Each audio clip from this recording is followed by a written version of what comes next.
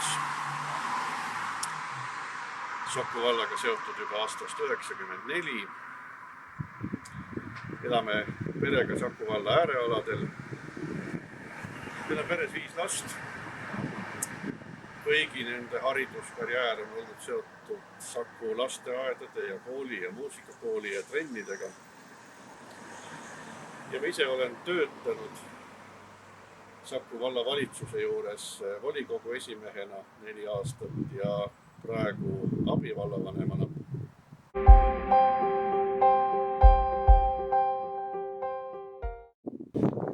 Südamelähedaseks valdkonnaks on minu jaoks sotsiaaltöö. Olen terve elu inimestega kokku puutunud, 12 aastat haiglas töötanud ja küllap sellepärast muret tundnud Saku valla sotsiaaltöö pärast. On hea meel, et on valmis saanud uus tervisekeskus.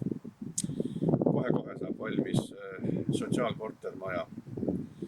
Me võime unistada just niimoodi, et pered, lapsed, kes selles uues majas elavad ja kelle pere on hammasrataste vahel, saavad ka uhkelt oma sõbrad endale külla kutsuda.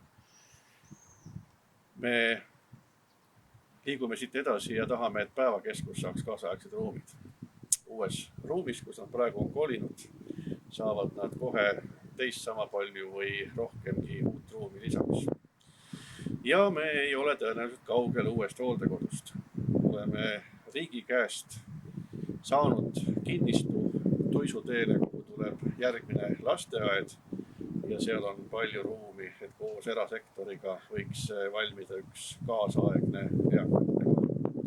See kõik on mõne aasta pärast juba valmis, aga täna me oleme seadnud endale eesmärgi, et igat inimest märgatakse.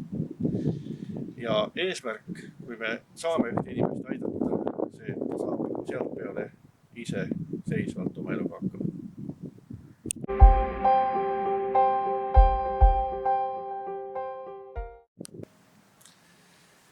Meie järgmiste aastate väljakutse on nutikas ja roheline Saku. Me oleme päris palju hooneid valmis saanud. Edasi tuleb tegeleda sisuga. Ja Saku vallas elab keskmiselt targem ja nutikam inimene.